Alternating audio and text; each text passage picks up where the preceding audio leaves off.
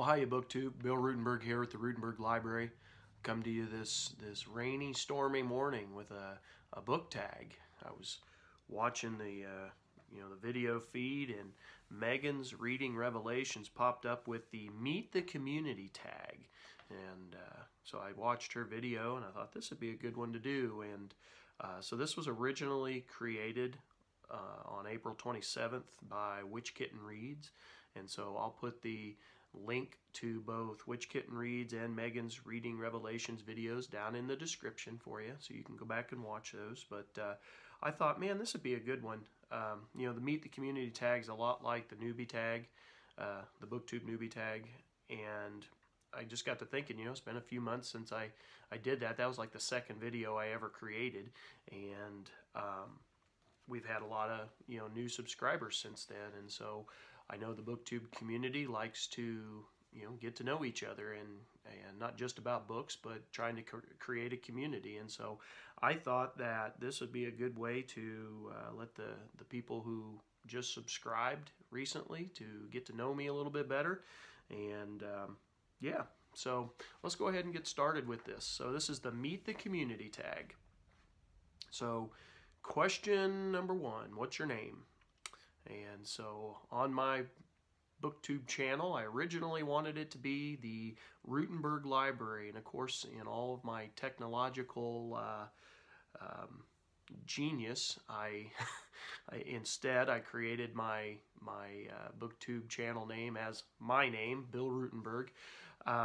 So anyway, I just got done creating an Instagram account, and I actually figured that one, well, no, I did not. I ended up making it Bill Rutenberg again, but then I got it changed. My wife showed me how to change it to the Rutenberg Library, but anyway, that's my name, long story short.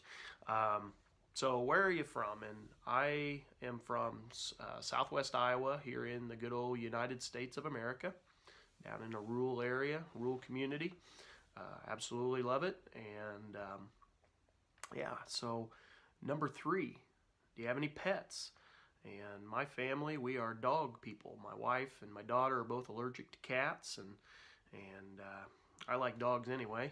And I got one dog, Clover, and she, who knows, she might even make a guest appearance here with a thunderstorm going on. She hates thunderstorms, and a lot of times comes and either jumps in my lap or leans up against my leg, and so she might make a guest appearance in this video before it's all said and done. Number four, most binge-worthy Netflix show. Now, according to my daughter, we are the only family on the planet who do not have Netflix. But I think I get the general gist of the question, so I'm going to go ahead and answer the question despite not having Netflix.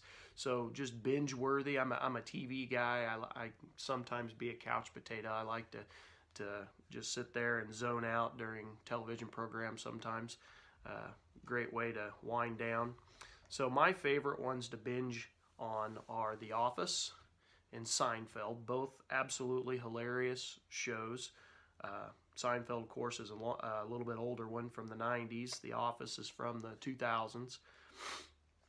I also like Longmire, which was a show that was on A&E, and actually Netflix did finish that show, so maybe that one will count.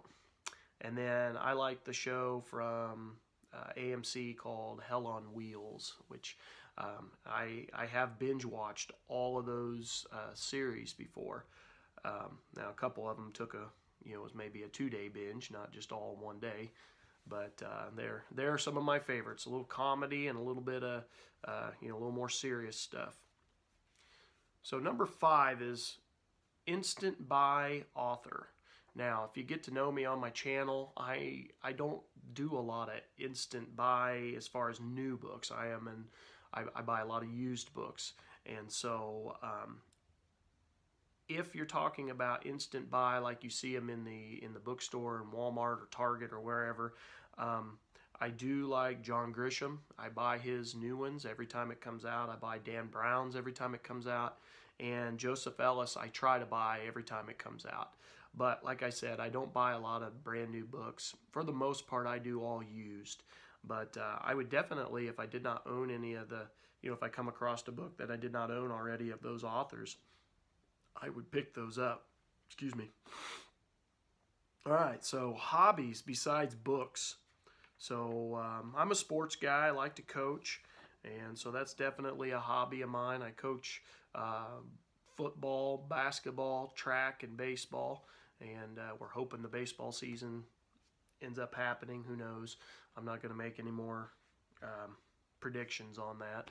But anyway, I like to coach the kids. I used to like to play before, well, old age set in. I collect baseball cards. I love baseball cards. I collect Hot Wheels with my two little girl, or I guess I only have one little girl now. My other one's just turned 17, so she's not little anymore. And then I really love to study genealogy. I like, so there's a history aspect, there's a family aspect. So I really like that. Those are my hobbies. And then just, spending time with family, playing with my daughter. I swear, with the new, with the virus going around, I've never played dolls so much in my life. My 3-year-old, you want to play? And so I've found myself doing a lot of that. So number 7, random fact that most people don't know. All right, so my random fact is I wasn't actually born here in the Midwest. I'm not. I spent a lot of my life down in Missouri, and then I moved up to Iowa when I got married and got a teaching job up here. But I was actually born in Virginia and lived the first few years of my life there in Virginia. And so that's something most people don't know. That always throws the middle school kids for a loop. Number 8, favorite bookish or nerdy swag. All right, so my wife questioned me when I bought these because she knew I had a lot of bookmarks already, but I was at Target and they always have that dollar section. And so I bought a whole bunch of Dr. Seuss bookmarks. And this is one of my favorites, The Cat in the Hat, because this is the one, this is one of them my daughter, my 3-year-old and I like to read a lot. And we've got it to where it's almost memorized in a lot of places in the book. But that's my nerdy swag. Let's see, number 9, one book or series you love but no one talks about. Okay, so this is one, and maybe it was talked about a long time ago, but I have not heard it talked about. But this is by David Nevin. It's Eagle's Cry. And David Nevin actually wrote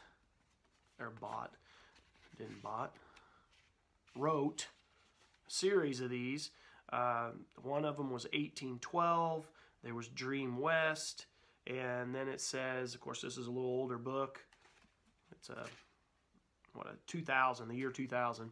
But Treason was supposed to be forthcoming, and so I really, it's a work of it's a historical fiction, so it's a work of fiction. I really liked it. I thought it was really, really good. Let me read the back to you real fast.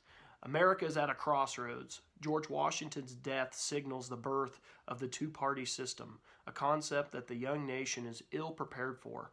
An internal coup, Napoleon's army landing in New Orleans, and the social and political tensions that culminate in a situation that could cause the young nation to crumble or push it beyond its boundaries. Thomas Jefferson and James Madison fight to lead the nation from an incipient aristocracy toward a modern democracy during a time of discord, change, and ultimately the success of the Louisiana Purchase.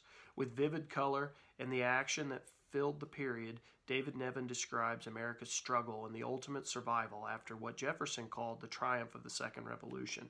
And so, it's all about the beginning stages of our nation, getting its feet under us. And I really liked it and thought it was good. And one of these days I'll end up going looking for the other books that Nevin wrote. All right, so last question here, number 10. Favorite new booktubers, 1 to 3. Well, I'm going to cheat and do 4. So several of them that I've been watching have been starting to kind of blow up and get more and more subscribers. So I'm going to do some of the smaller ones. And actually, I didn't check Todd's Bursting Bookshelf. Todd's avid book collector. He's been going through the shelves here lately and trying to weed out books and stuff, but his taste in books is absolutely awesome. It matches mine when it comes to American history, and then he's also got a taste for world history, which I find intriguing. I personally don't have a very large world history collection, but he does, and I've been getting a lot of books for my TBR, or books to look for from watching his bookshelf tours. I really like his personality and how he presents his books. Another one is Alan Braswell. He's a guy that does some, he's got some religious stuff that he likes to look at, some missionary stuff, and he always carries on a great conversation in the comments section with me. I like Faith in Books. Faith is just very soft-spoken and very just true to herself. I love listening to her talk. She likes to do a lot of her videos on the back porch drinking coffee or tea. I can't remember, but no, it was tea. I think it was tea. But anyway, I like listening to her. And then Book Zealots, Arion and Prometheus.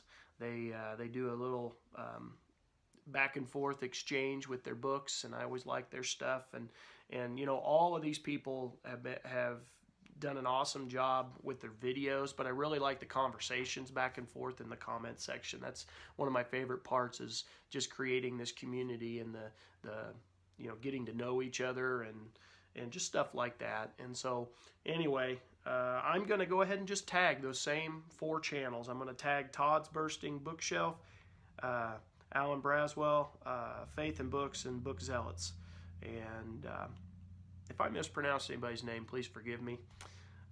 But anyway, that's my take on the Meet the Community tag. I hope this video finds you well, and I hope you're finding all kinds of new book titles to read and finding the time to read them. So BookTube, you have a great day.